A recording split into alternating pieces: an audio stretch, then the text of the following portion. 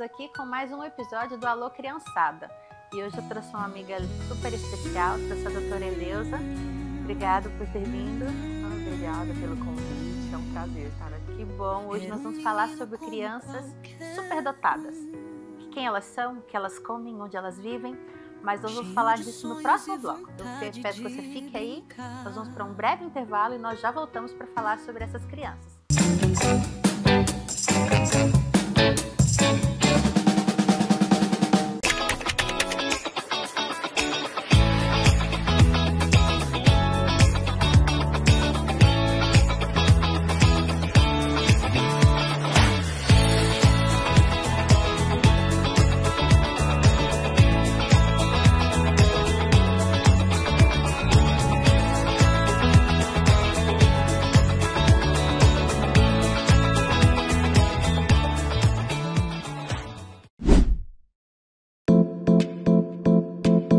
Kênia Costa Decor, a loja de decoração e almofadas. Rua Alameda Câmara Filho, setor Parque Oeste Industrial. Está sem tempo? Levamos até você peças selecionadas. Leia o QR Code e mande um direct em nosso Kênia Costa Decor, conceito moderno e sofisticado. Goiás Social tá tirando do papel o sonho da casa a custo zero. Goiás é o único estado do Brasil que entrega a casa sem nenhum custo a quem precisa. É chave na mão, sem prestação. O programa já chegou a mais de 160 municípios. E essa é só uma das muitas ações do Goiás Social, o mais completo programa social do Brasil. Goiás Social, fazendo do nosso estado o número 1 também em superação da pobreza.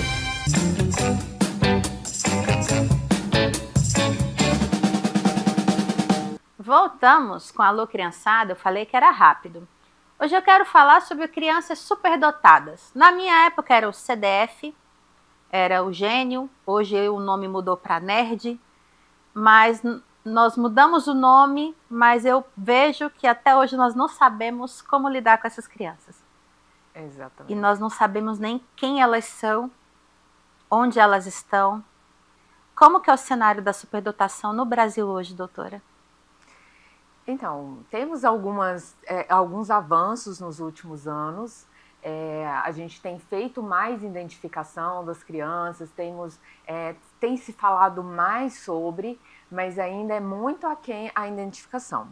Então, a gente vai pegar censo aí, está muito aquém, porque hoje estima-se que 5% das crianças, né, das pessoas sejam superdotadas, e a gente não tem nem 1% identificado aí. Então, estão aí nas ruas, nas escolas, em vários ambientes, sem essa identificação.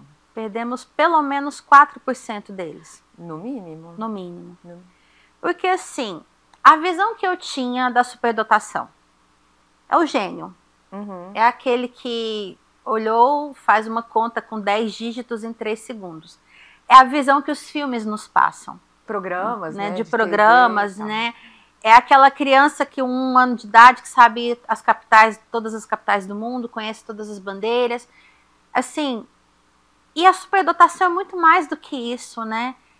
Eu não preciso ser brilhante em todos os campos da minha vida, mas eu vou ter uma desenvoltura diferente, acima da média, às vezes em uma única área, né? Exatamente. E posso ter prejuízo nas outras. E a gente vê também que os pais, muitas vezes, por talvez uma falsa modéstia, um medo de, mas eu não quero exigir demais dele, nivelar o filho por baixo. E a gente vê também que por economia, também muitas escolas nivelam por baixo, o poder público nivela por baixo, porque dá trabalho. Dá muito trabalho. Dá trabalho cuidar de uma criança assim. É cara, né? Ele exige muito da escola, ele exige muito dos pais, é uma criança que muitas vezes esgota mesmo. E a própria criança também, ela às vezes se camufla entre as outras crianças para pertencer a um grupo ali dos coleguinhas, ele acaba também se nivelando por baixo, se diminuindo também. Que aí tem pontos positivos em relação a isso, mas também muito negativo. ponto positivo é que ela vai se adaptar ao ambiente para interagir. Todos nós precisamos, de alguma forma, fazer isso. Mas ela acaba camuflando as suas habilidades, seus interesses, para pertencer a um determinado grupo. E como você também colocou, esse nivelar por baixo na escola, muitas vezes isso acontece e traz muitos prejuízos para a criança, porque ela tem um potencial de desenvolver, de criatividade, de comprometimento com a tarefa muito alta, e ela está ali fazendo um trabalho que é muito aquém. E isso vai trazendo frustração, tédio no ambiente escolar, e aí ela vai ficando como uma criança chata, como uma criança inquieta, e às vezes pode dar até outros diagnósticos para a criança, e, na verdade, ela tem superdotação. Isso não exclui, claro, que ela tenha outros diagnósticos. A gente tem dupla excepcionalidade, que é quando vem a superdotação acompanhada de algum transtorno. De alguma atipicidade, outra atipicidade, né? Exatamente, ou TDAH, ou um autismo, ou uma dificuldade mesmo de aprendizado. Porque é muito comum que ele possa ter, como você colocou no começo, a criança vai ter ali uma habilidade muito boa em matemática, nossa, assim, faz cálculos assim, você fala como assim, e uma dificuldade em português, ou uma dificuldade em geografia, ou outra área, e isso pode ser caracterizado como dificuldade de aprendizado, ou transtorno mesmo de aprendizado. E aí a gente precisa ver, e quando a criança tem um transtorno, a escola acaba negligenciando essa potencialidade da criança, porque acha que ela, naquele momento ali, ela só percebe a dificuldade. Então, vamos nivelar pela dificuldade, não pela potencialidade. São 10 disciplinas, ele é craque em uma, horrível em 9, então vamos focar nas 9 e larga aquela uma que ele é bom e poderia se desenvolver mais. E puxar para cima também, né? Porque se eu levanto a autoestima da criança ali, no que ele é bom e mostro que ele é capaz, ele com certeza também vai se interessar, né? Porque é o reforço positivo. E aí quando eu venho ali só vendo as 9 disciplinas, eu estou reforçando a dificuldade e não a potencialidade da criança. Eu me deparei com o termo superdotação e altas habilidades até um pouco antes da maternidade. Eu li um artigo numa revista, já nem lembro mais onde, provavelmente a Veja, em que falava assim, era perda de gênios no Brasil. E a reportagem traçava um panorama de quantos gênios nós perdemos todos os anos. E trouxe 2 casos particulares, de 2 colegas de escola, bem parecidos, tanto na inquietude quanto no destaque em disciplinas de exatas, mas um tinha uma família presente e o outro era criado em um lar totalmente desestruturado. O que foi criado num lar totalmente desestruturado acabou encontrando o mundo do crime e se perdeu. E o outro hoje desenvolveu um instituto que cuida de crianças superdotadas. Mas ele só se identificou como tal na universidade, quando por curiosidade resolveu fazer um teste. Ele falou, mas como assim, eu tenho QI alto? Aí, quando ele foi pesquisar sobre as outras habilidades, ele falou assim, é por isso que eu era inquieto? Nossa, é por isso que eu era entediado? E a gente vê isso acontecendo. Quantas pessoas descobrem na fase adulta, quando se deparam com o filho nesse cenário, aí ele fala assim, nossa, o menino é igual a mim. Mas eu não quero que meu filho sofra o que eu sofri, então eu vou correr atrás de ajuda. Minha mãe não correu porque não sabia como correr atrás. Aí a psicóloga fala assim, seu filho é superdotado. Aí você fala assim, mas tudo que meu filho é, eu era também. Ontem até, no consultório isso acontece todos os dias. Eu vim fazer o diagnóstico do meu filho, mas o diagnóstico do meu filho vai servir para mim também, porque eu, igualzinha, quando eu era criança, eu era igualzinha a ele. Quem eu sou? Isso diariamente. Né? Então, assim, e aí a gente vê que eu vi essa reportagem, deve ter no mínimo 20 anos que ela foi feita, e a gente vê, hoje nós não sabemos quem é o superdotado, o que dirá 20 anos atrás? Não se falava sobre isso. Hoje, olhando para trás, eu vejo muitos colegas na escola que eu falo, fulano deveria ser, mas ele era o indisciplinado. Ele era brilhante, mas ele era o indisciplinado. E como que hoje, as escolas hoje, eu não sei se você tem essa atuação também junto com professores, cursos de formação de professores, Hoje, o professor, ele sabe reconhecer esse aluno? Olha, eu tenho percebido um avanço. Ainda é muito aquém do que se espera aí. As escolas, eu vejo que nos conteúdos dela, nas formações dos professores, já estão se falando em superdotação, que era uma coisa que não se falava.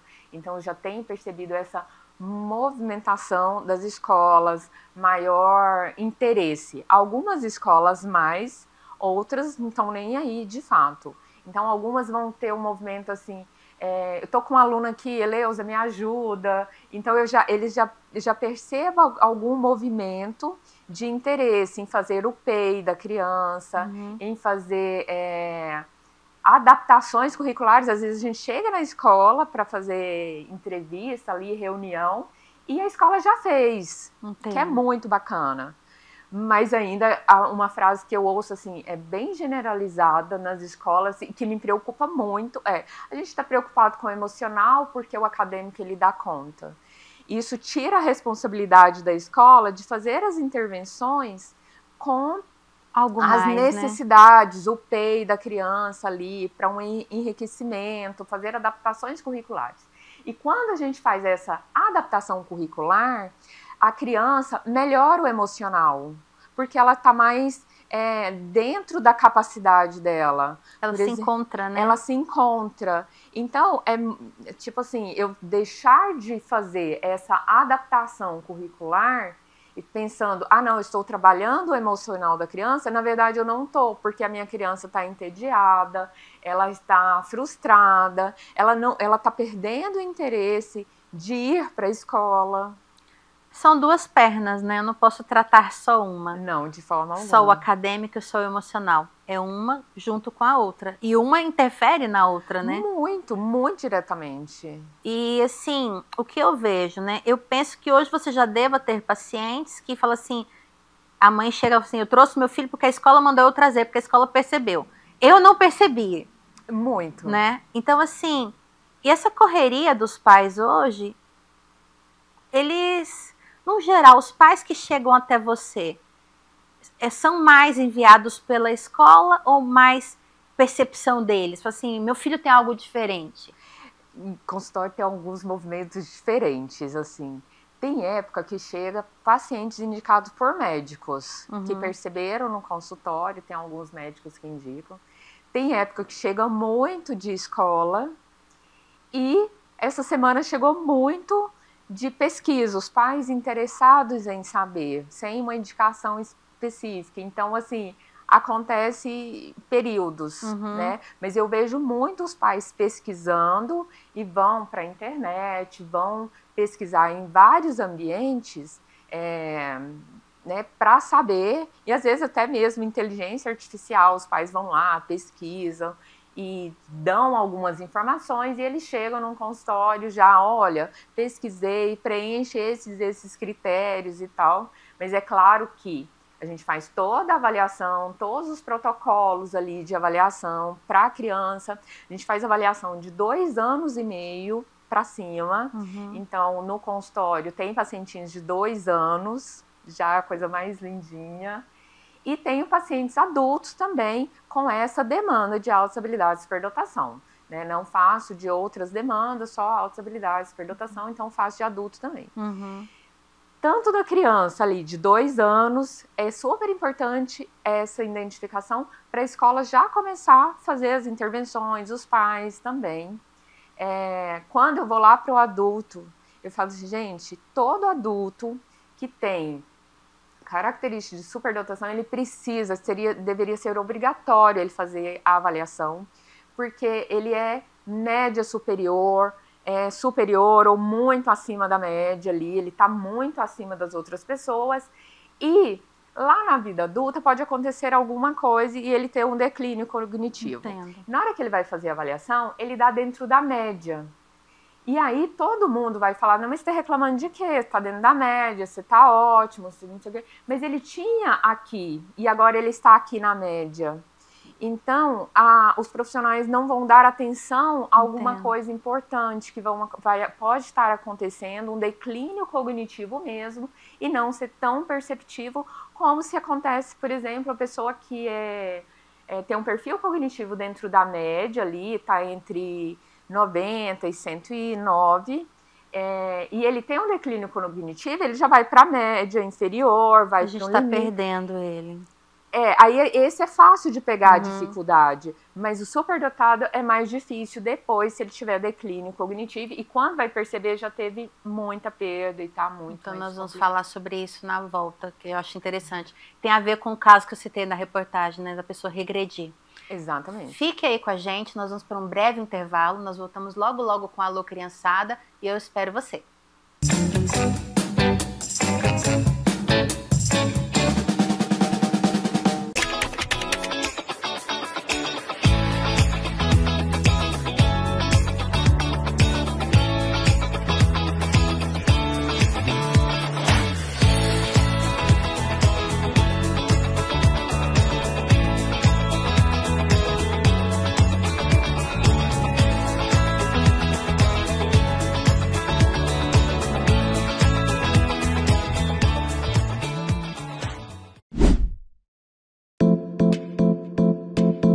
Kênia Costa Decor, a loja de decoração e almofadas.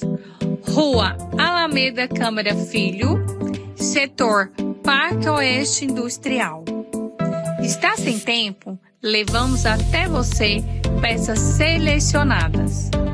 Leia o QR Code e mande um direct em nosso Kênia Costa Decor, conceito moderno e sofisticado. Goiás Social tá tirando do papel o sonho da casa a custo zero. Goiás é o único estado do Brasil que entrega a casa sem nenhum custo a quem precisa. É chave na mão, sem prestação. O programa já chegou a mais de 160 municípios. E essa é só uma das muitas ações do Goiás Social, o mais completo programa social do Brasil. Goiás Social, fazendo do nosso estado número 1 também em superação da pobreza.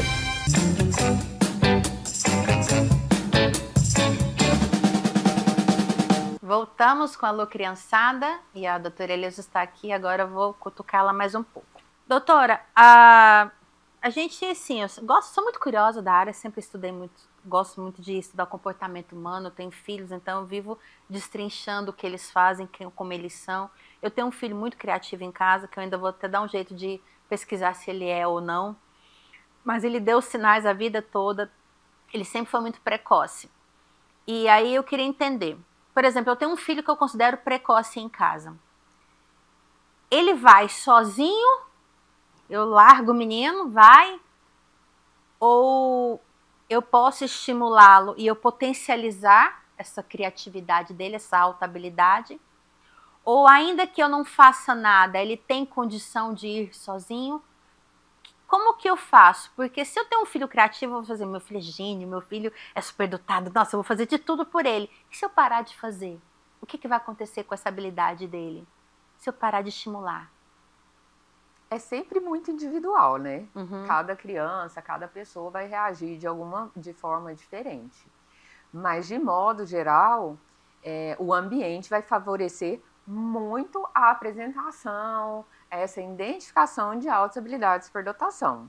Então, um ambiente que é enriquecido, um ambiente que favorece, vai ter muito mais crescimento. Uhum. É claro que eu não preciso fadigar essa criança, que a criança precisa de descanso, precisa ter dia livre da semana, porque às vezes os pais colocam a criança em atividades o dia inteiro, que a agenda fica mais cheia do que a minha. Olha que a minha agenda é bem cheia.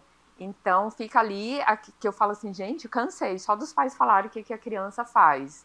Então, é importante que faça, mas também que respeite o tempo da criança ali. Fala, olha, a criança está demonstrando cansaço, demonstrando tédio por algumas atividades, a gente precisa respeitar isso. Mas estímulo é sempre bom, sempre é esperado que a gente estimule as crianças. Deixa eu te perguntar,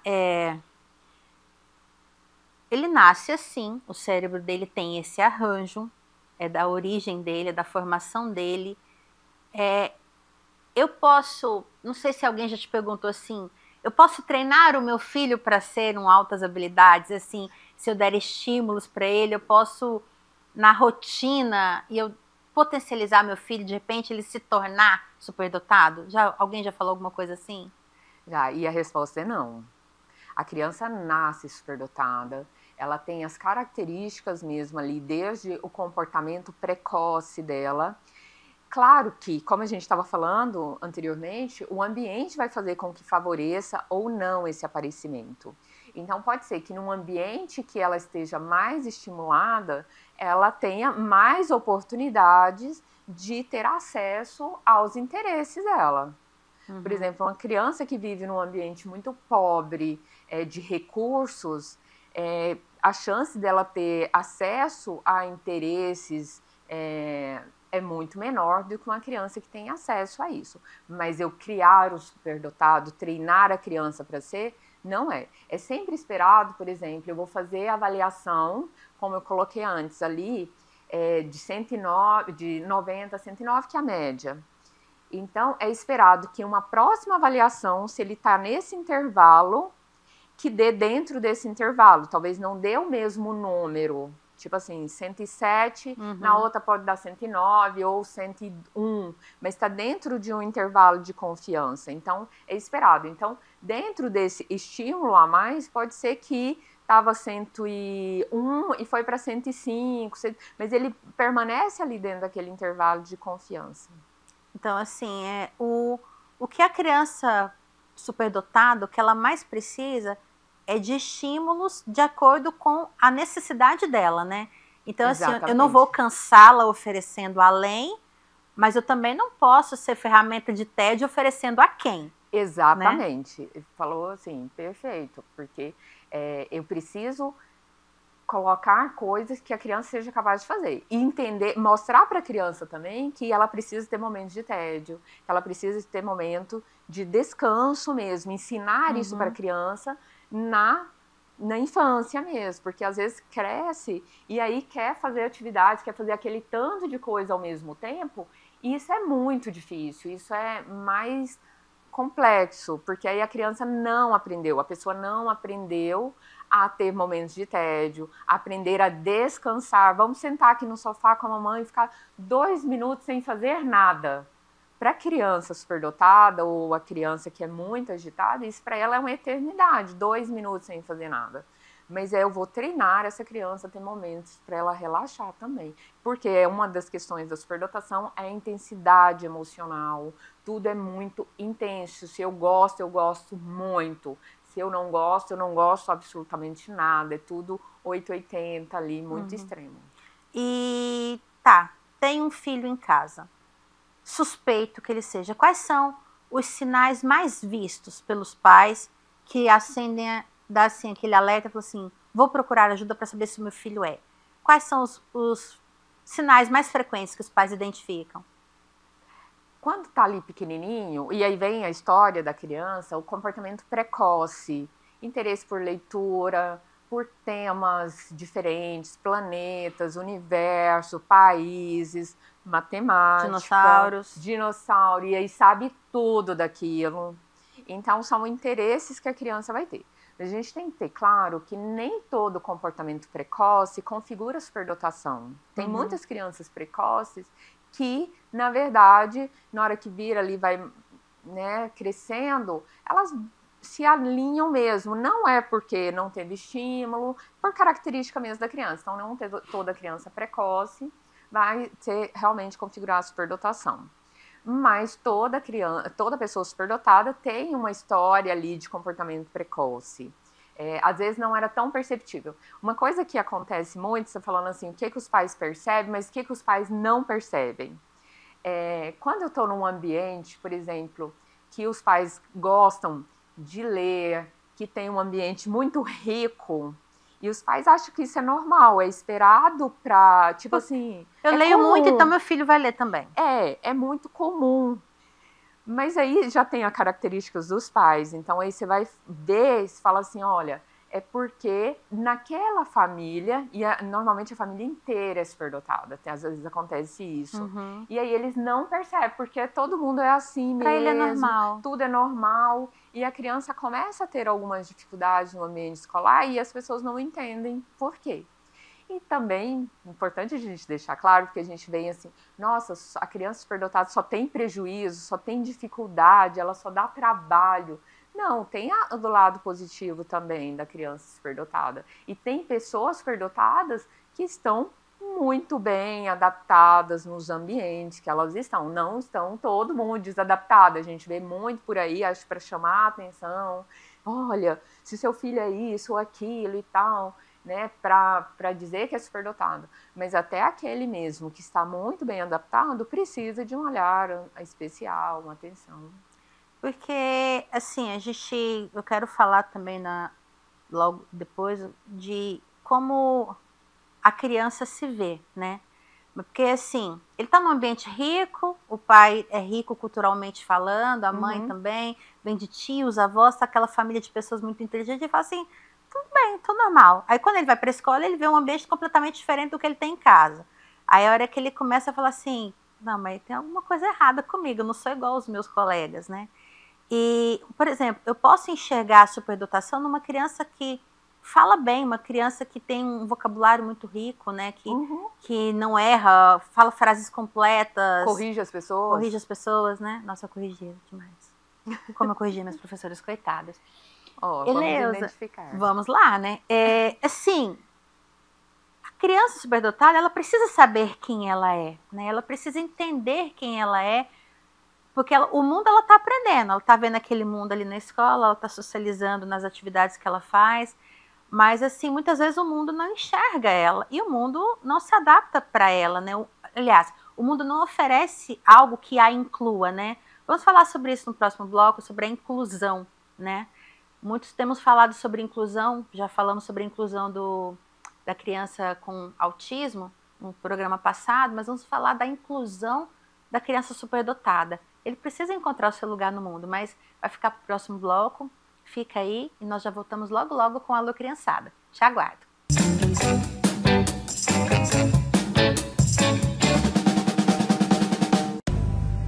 Somos de carne e osso. Somos titânio e carbono. Somos batalhadores.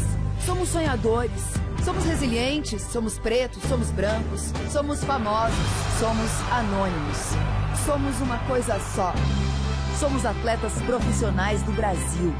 Você nasceu para vencer. O Bolsa Atleta nasceu para você. Quer representar o Brasil? Conte com o Bolsa Atleta para chegar lá. O Goiás Social está tirando do papel o sonho de um futuro melhor para milhares de jovens. Ajuda aí, como é o nome do programa? Aprendiz do Futuro! Com o maior programa de socioaprendizagem do Brasil, os jovens goianos garantem o primeiro emprego com todos os benefícios e, claro, o apoio para que continuem estudando. Só podia ser uma ação do mais completo Programa Social no Brasil. Goiás Social, fazendo do nosso estado o número 1 também em superação da pobreza.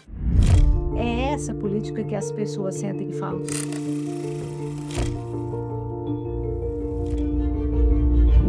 Que ao mesmo tempo em que ele é um espaço de memória, ele é um espaço de informação, ele é um espaço educativo.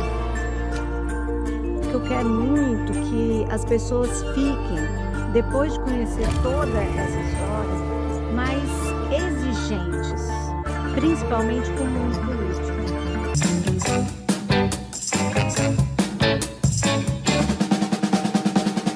Voltamos com a Alô Criançada e agora nós vamos falar da inclusão. Porque muito se fala da inclusão do autista, da inclusão do TDAH, da inclusão do TOD, mas o superdotado ele precisa ser incluído, né? Sim. Ele precisa encontrar um ambiente que o abrace. E a gente não vê isso, né? As escolas nem sempre abraçam essa criança oferecendo algo mais. Ele quase sempre recebe o mais do mesmo, né? Exato. Então, pegando a sua fala anterior, você falou assim, a criança precisa saber que ela é superdotada, né? Você falou saber quem ela é. Então, no momento que a criança, a pessoa sabe quem ela é, fica muito mais fácil dela aprender também a lidar nesses ambientes. Se adaptar, né? Se adaptar mesmo nesses ambientes. Nós temos, eu tenho vários exemplos no consultório, quando a criança consegue entender, nossa, eu me comporto assim, eu levo broncas por causa disso, né? Ela consegue se adaptar de forma mais tranquila nesse ambiente escolar, né? E quando ela sabe, e aí a escola sabe também, e fazer essa inclusão da criança, e às vezes tem escolas que já fazem grupos das crianças com características de superdotação, já fazem trabalhos, projetos ali com essas crianças, e isso é inclusão, né? A gente tem grupos de crianças superdotadas que a gente também faz para eles conhecerem os pares, ter com quem conversar sobre os assuntos que são normalmente muito diferentes dos pares. Tem momentos que pode ser feito na escola. Tem um paciente que gosta muito de geografia, e aí, né, que é o seu tema aí como professora, e aí a criança vai e leva para a escola um conteúdo e dá uma aula ali na escola. Então, são atividades que a criança pode se sentir e para ela mostrar para as outras crianças suas potencialidades, suas características, que muitas vezes ela é tida pelos pares como chata.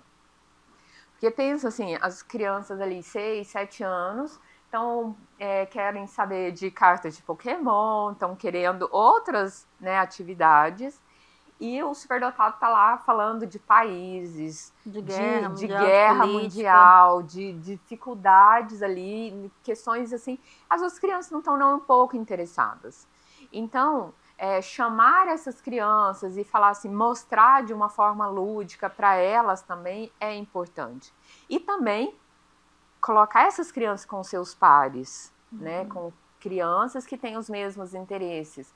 E às vezes, muitas vezes, é importante a inclusão, inclui aí o avanço escolar, para que a criança estar nivelada ali ao nível intelectual dela, porque às vezes eu pego uma criança ali que está no primeiro ano, isso é muito comum, e ela está vendo conteúdo que ela já sabe, ela já sabe aqui a alfabetização, ela já há muito tempo, então ela precisa ali, nesse ambiente escolar, às vezes desse avanço escolar, essa adaptação curricular, para que ela se sinta incluída naquele ambiente. E a gente vê que nem sempre, a gente vê que as escolas têm uma postura muito conservadora nessa questão do avanço, de achar, né?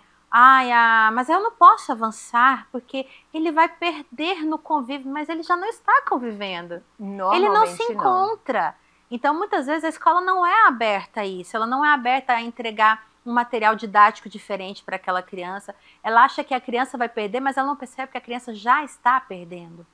Né? Então, e às vezes pode ser uma criança que parece não estar dando problema, porque ela já sabe, ela já está lá na frente, e assim, é importante também a gente deixar claro que a criança, ela não pode ser o ajudante do professor, porque às vezes o professor coloca, você é o ajudante da tia, vai lá e dá responsabilidades que a criança não tem, ela não precisa ter essa responsabilidade, ela não pode ter.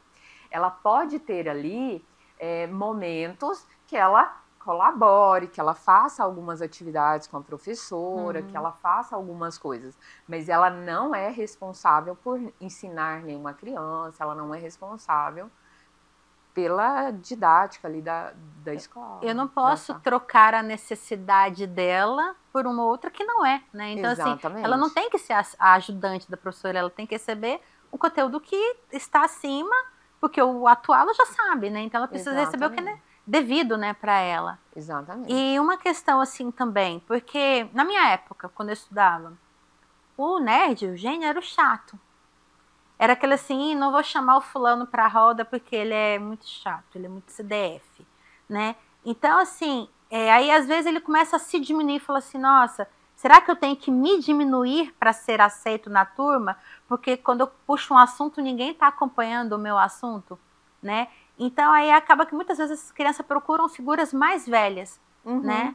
É aquele menino que não conversa com os colegas, mas está sempre na roda dos professores, está sempre com pessoas mais velhas, porque ele se sente encaixado, né?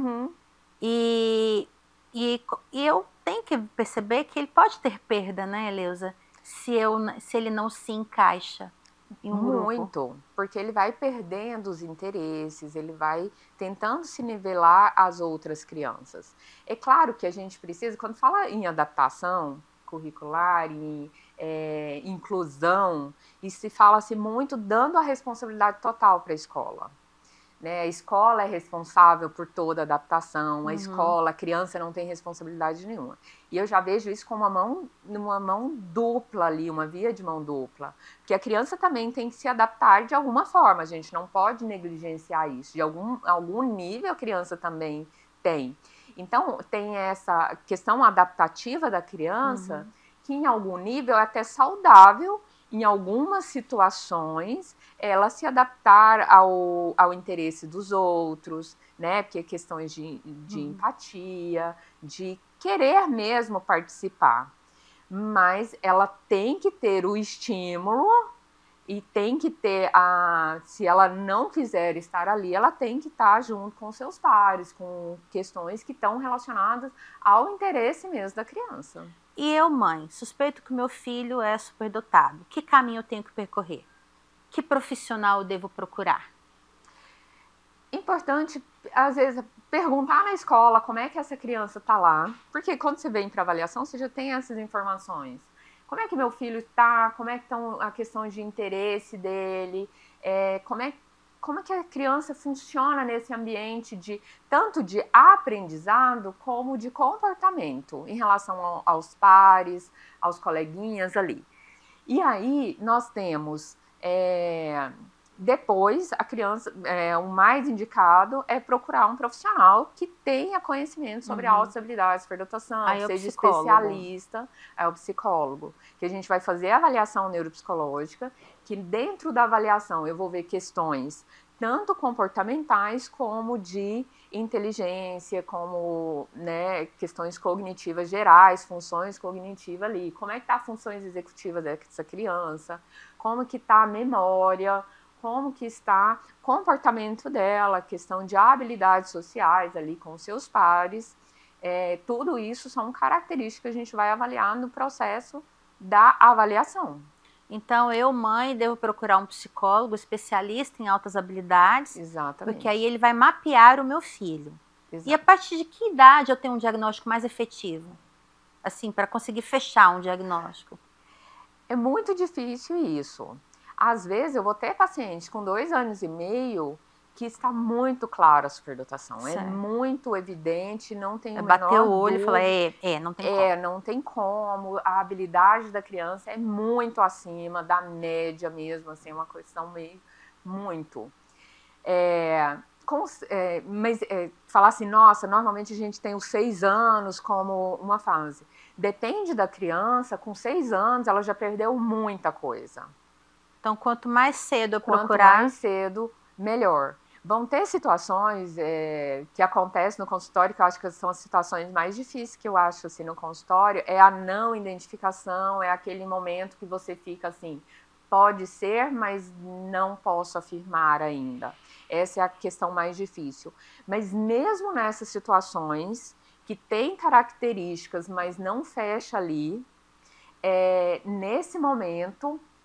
eu preciso fazer todas as intervenções que eu faria se a criança fosse superdotada. Se eu tivesse fechado ali a identificação, todas as intervenções têm que ser feitas. Estimulação, a escola fazer adaptações, porque naquele momento eu fiquei na dúvida, aí entra aquela sua pergunta anterior, eu posso fazer com que o meu filho seja? Não, nesse caso eu fiquei na dúvida, o profissional, a escola, a gente está meio ali, né, eu não posso identificar alguém se eu estou com dúvida, ou eu também não posso falar que não é, sendo que pode ser que seja. Então, e aí normalmente os pais ficam bastante frustrados em relação a isso, mas eu acho que é responsabilidade mesmo, de falar, opa, a gente precisa. Mas de qualquer forma, eu preciso fazer todas as intervenções. Quais são as intervenções? Na escola, PEI, em casa, e continuar estimulando essa criança, né? Se tem questões emocionais que podem interferir muito no processo de avaliação, eu tenho que fazer essas intervenções com o psicólogo, ou às vezes mesmo uma mediação médica ali para fazer, né, intervenção médica para fazer um diagnóstico diferencial dessa criança. Certo. Então, assim, é multidisciplinar, né? Quanto antes, melhor. E não se frustrar, né? Se seu filho não for, ele não significa que ele precisa receber menos de você, não significa que ele não mereça estímulos, que ele não mereça um ambiente rico, né? Então, assim, e a superdotação também não pode ser tratada como um troféu, né? Tipo, meu filho é gênio. Né? Não, porque em algum momento, em algumas características, ele vai ter dificuldades também. E outra, assim, uma dica importante é a gente não falar, nossa, como você é inteligente, você é muito inteligente, você é inteligente demais, porque não reforça o esforço da criança. Eu preciso reforçar o esforço dela, como você se esforçou para conseguir isso, tá vendo? Você foi lá e conseguiu. Então, porque se eu coloco todo o crédito na inteligência, eu não valorizo o esforço, e aí a criança tende não adianta nada, sabe? Não... Eu preciso mostrar uma causa e uma consequência, né? Assim, você não tá pronto, né? Você precisa se esforçar por isso, né? Exatamente. Olá, estamos aqui, né, tratando desse assunto interessante há alguns minutos, assunto que eu gosto muito, mas vamos ter que deixar mais um pouquinho para um próximo encontro, né, Leusa? Que eu acho que a gente não esgota, né? Mas eu quero agradecer a sua presença, a sua disposição, vir aqui para a gente falar desse assunto tão pouco falado, né? Pode dar um recadinho? Olha, gente, tendo aí, né, muito obrigada, né, pelo convite, por estar disponibilizando esse tempo para falar de um assunto tão importante. Estou à disposição, pode chamar sempre para a gente falar sobre isso, é um tema super importante. E tendo dúvida, tendo indicação ali, vamos avaliar, porque é super importante que a criança saiba quem ela é. Isso vai mudar o futuro da criança, vai mudar o futuro de alguém. Então é assim, nós ficamos por aqui. Se você tiver mais dúvidas sobre esse assunto, pode procurar, nós vamos deixar na descrição do nosso vídeo os contatos da Eleusa, você pode procurá-la. E eu agradeço a sua presença, eu agradeço você, mãe, que tem confiado no nosso programa, no conteúdo de qualidade que nós estamos trazendo. Abra os olhos, seu filho pode ter um pouquinho a mais da maioria das crianças e ele merece receber conforme a medida que ele consegue receber. Então, seja mãe, pai, você que cuida de uma criança, abra os olhos, ele pode estar precisando de algo mais e você é a pessoa mais capacitada para oferecer isso a ele. Eu agradeço a sua audiência, espero você no nosso próximo encontro. Fique com Deus e até a próxima.